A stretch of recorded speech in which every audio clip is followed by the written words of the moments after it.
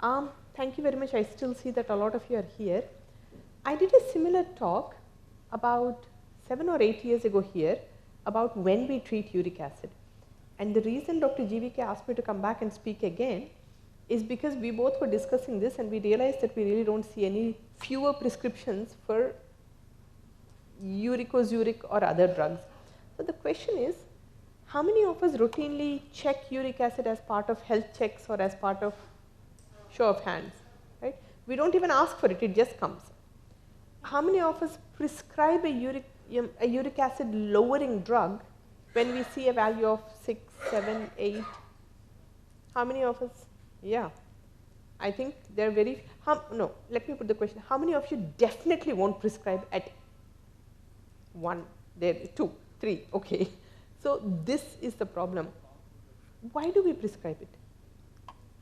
Why do we lower a number? Does it matter if we are lowering a number? Does it change anything? Are we treating the patient or are we treating ourselves? We are treating our peace of mind. So that's going to be the talk today. Now, I'm not talking about gout, urate nephropathy, all these conditions where there is no argument. We need to treat, we need to treat. But I'm going to do a brief talk on the pathways because these are important as to where we address and where we don't. Causes of hyperuricemia, and then Dr. GVK wanted me to concentrate on what is causality and what is association. This is very important in medicine. So these are the pathways. What we need to remember is that about 70% of your uric acid, 2/3 of it is internally circulated, internally produced and circulated. So when I talk to you later about lifestyle and dietary measures to reduce uric acid levels, you can influence it by about 30%, 20 to 30%, not more than that. Please remember that. The second thing is uric acid metabolism is closely related to your glucose metabolism and insulin pathways. So when we talk about associations, we need to understand that, we quite often talk about this common soil hypothesis of how everything is rooted in insulin resistance. Well, we may be going in the same direction. Most of the drugs we use work here, xanthine oxidase, but there are some drugs now that prevent uric acid reabsorption. So uric acid is metabolized about 70% by being excreted in the urine and about 30% everywhere else, gut and other. So the 70% that we influence through uricosuric drugs is that's circulated through the kidneys. Conditions either because of increased purine biosynthesis or urate production. So enzyme defects, purine and or so myeloproliferative, other proliferative disorders, and things like alcohol ingestion and most importantly excess fructose ingestion. Now when we see this slightly high urate in our patients, it's because our diet is high in processed foods. We eat a lot of sugars, we eat a lot of fructose based juices and processed food. So that is something to remember. Alcohol and how much juice do you drink? How many processed foods do you eat on a daily basis? And then there is decreased uric acid clearance. This is mostly pathology. So chronic acidosis, renal disease, genetic defects, drugs including diuretics, and we need to look at their, including aspirin, low dose salicylate. So look at their prescription. Mostly we are causing these problems, right? Oh, by the way, don't bother with photographs. If you want it, leave your email address. I'm happy to mail my presentation across. It's not that proprietary, you can have it. Okay. So things that stop uric acid from being excreted. What can you do to improve the excretion? Hydrate and exercise, simple. Hyperuricemia is not the same as gout, and therefore not all hyperuricemia may need to be treated, and that's the point I'm going to make today. So association is not causation in medicine. What is association? Statistically, two variables travel together and they always turn up. Friends of friends of friends, every time you go to a wedding they turn up. That doesn't mean you're married to each other. You just happen to turn up at the same events, right? People who carry lighters are more likely to get lung cancer. Now somebody is going to raise their hand and say lighters cause lung cancer. Not us, we are too smart for that, right?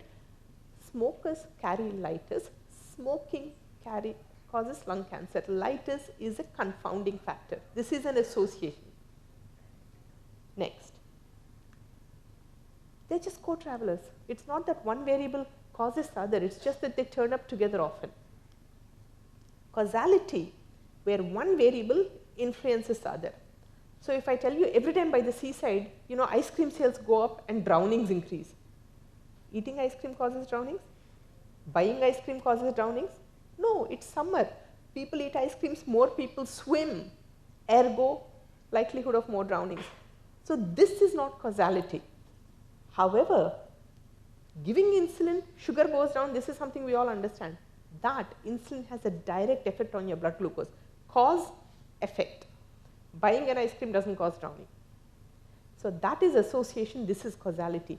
And what we need to be able to prove is causality, because in association, treating the co-traveler may or may not change the outcome, whereas in causality, treating the cause, giving insulin will lower the blood sugar. Insulin deficiency causes high sugars, giving insulin lowers the sugar.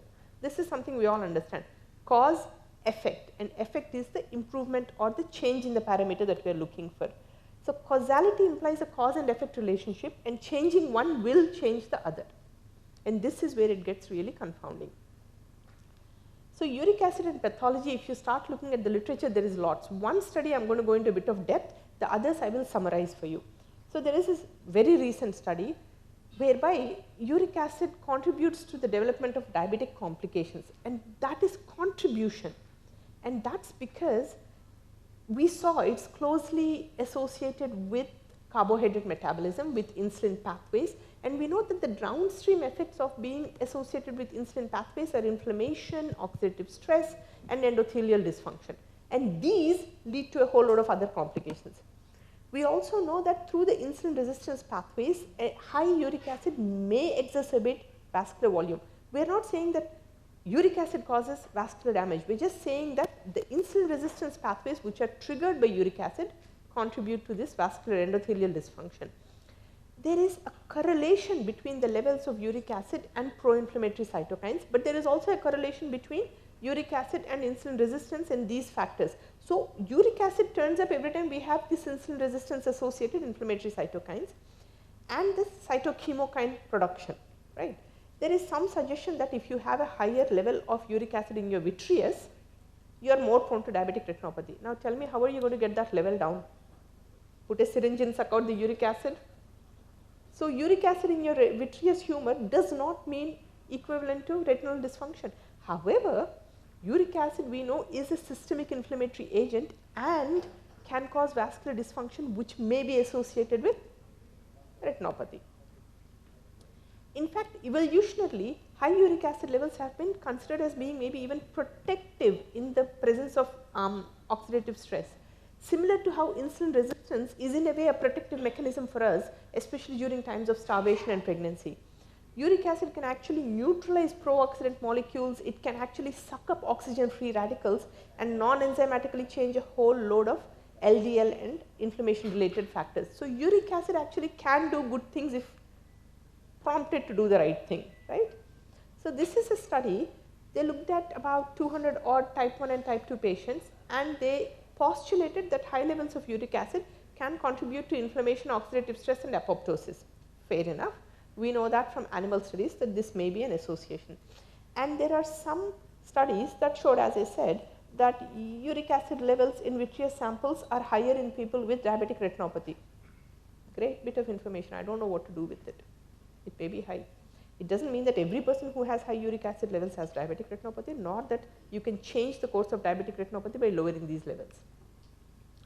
So what they found is that in people with non-diabetic, non-proliferative, non-vision threatening proliferative and vision threatening, as the uric acid level went up, maybe the severity of the retinopathy went up, and similarly in CKD 1 and 2. By CKD 3 they had too few patients to actually find any data. So there is some suggestion that if your levels go up, the severity of both retinopathy and nephropathy may go up, but that's about it. It doesn't really say that this, lowering this makes that any better. Then if you look at the population risk of retinopathy, you can see that under 354, over 354, the number of subjects was unequal, but you can see that maybe the risk of retinopathy seemed to go up. So those people who had vision threatening retinopathy had the higher uric acid levels. But look, the same patients had a higher LDL level, right? 2.7, 2.8, they say had a higher triglyceride level and a higher creatinine level and a higher blood pressure level. So what about these confounding factors? Fine, uric acid was a bit higher and you had these, but what about the BP, the BMI, the A1C, the LDL, the triglyceride, what about all of those? And more importantly, that group, more people smoked, more people had alcohol use. So how do you tease out what was just this and what was contributed to? So 54% had hypertension, 36%, 40% versus the lower numbers. So in the group that they said we postulate you have retinopathy because your uric acid levels are higher, every single risk factor I have been taught about retinopathy risk is higher. Take your pick. So a positive correlation between uric acid levels and severity of diabetic retinopathy and CKD seem to happen, but equally all the other risk factors that are stacked against these patients. So when you say does it have a dose dependent relationship, it's really difficult to tease out. Now other studies have also shown that uric acid levels can increase with the severity of diabetic retinopathy, but they also increase with the decline in renal function. We know that retinopathy and nephropathy travel together. So which is it? Is it this or that? And some studies have shown it may increase in nephropathy but not retinopathy. So there is no consensus on this front. So despite all this, it's really not clear whether elevated uric acid levels are a cause or a consequence of microangiopathy, because what's happening in the eye is reflected in the kidney and everywhere else. So is it actually an effect of that? And sometimes evolutionarily, as I said, uric acid may be even regarded as beneficial. And then tell me this, supposing we agree uric acid is causing all these problems, what do you treat it to? At what level will you reduce this risk? Does it reduce the risk if you treat it? We don't have the data.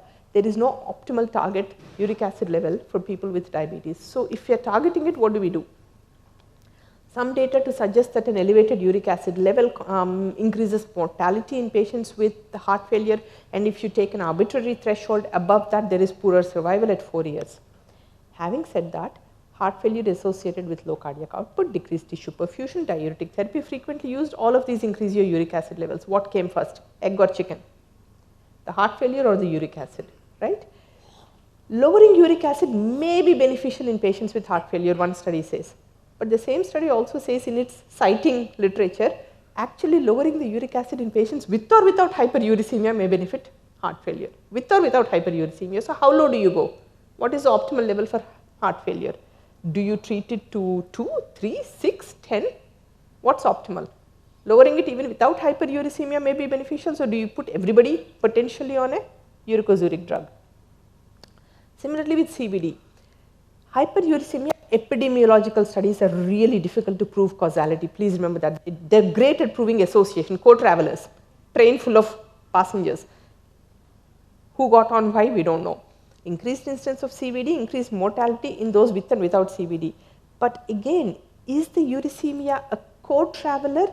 Is it a risk marker in common with your oxidative stress, your endothelial dysfunction, your CVD and everything else?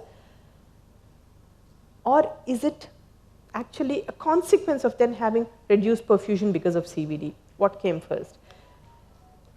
If you look at kidney disease, in people with kidney disease, lowering the uric acid does nothing. So the CKD fix-it and the Pearl trials, they took people with CKD and then they put them onto uric acid lowering drugs. Made no difference to the progression of the GFR slope. We know that it's associated with hyperuricemia, but treating it does nothing. So think of it this way, uric acid is your criterion. Does it occur with everything? Yes, association causality. Is it directional? Not really, because we've seen that lowering it doesn't make any difference. There was some suggestion that maybe a higher level may be associated with worsening diabetic retinopathy, but not really. Confounding factors often, yes, almost always present. Evidence strength, epidemiological studies, associations, nothing proving causality. As I said, eating an ice cream doesn't cause you to drown, doesn't increase the drowning. Smoking, on the other hand, does cause lung cancer. So talking about causation and association It's really important to understand the fundamentals of the strength of association, the directionality of travel, whether it is temporary, permanent, and most importantly, whether modifying that factor can reverse the end that you're looking at. And if you can't, is it an association or is it a causality?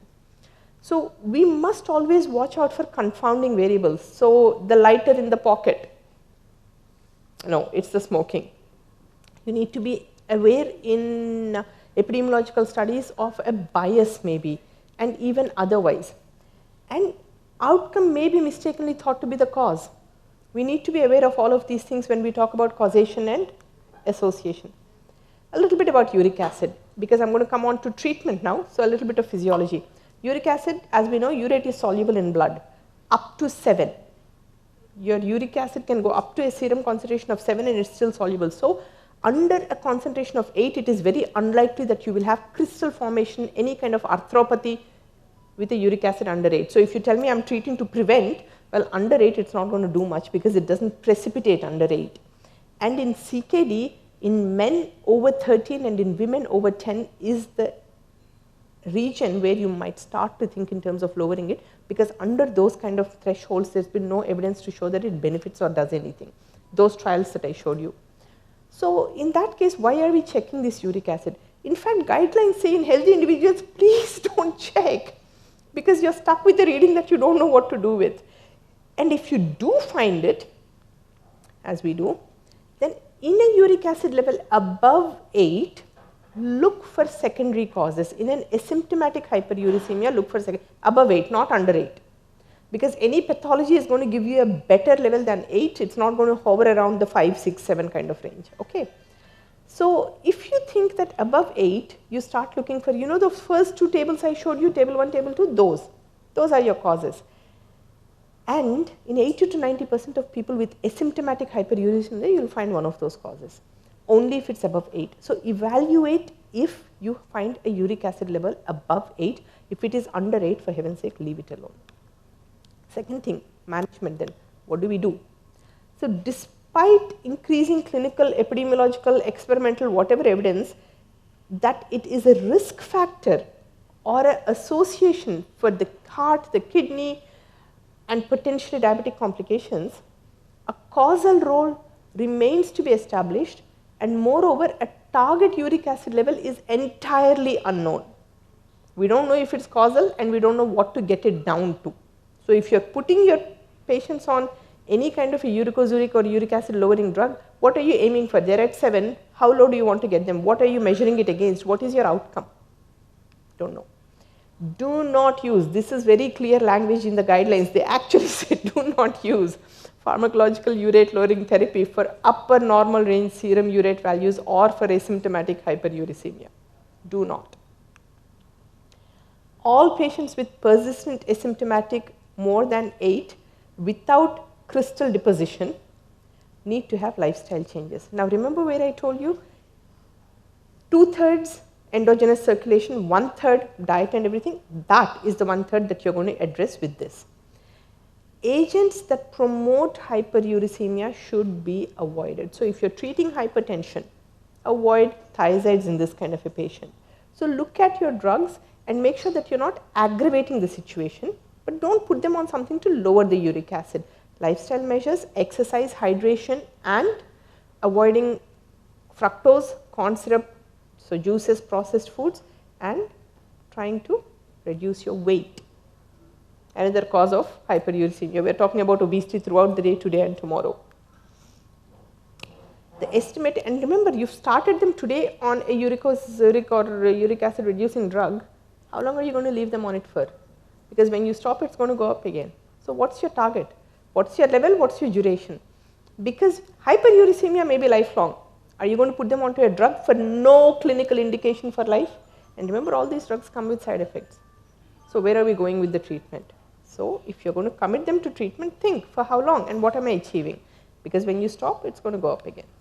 Now there are 2 distinct entities that they've mentioned, which is marked asymptomatic hyperuricosuria, where you have a uric acid excretion of more than 1000 mg, 6.5 millimoles per day, may benefit from a purine restricted diet. Again, not medication. Make the dietary modifications first. And sustained marked hyperuricemia. We see this with our patients. Every year they do a health check, every year it's slightly high.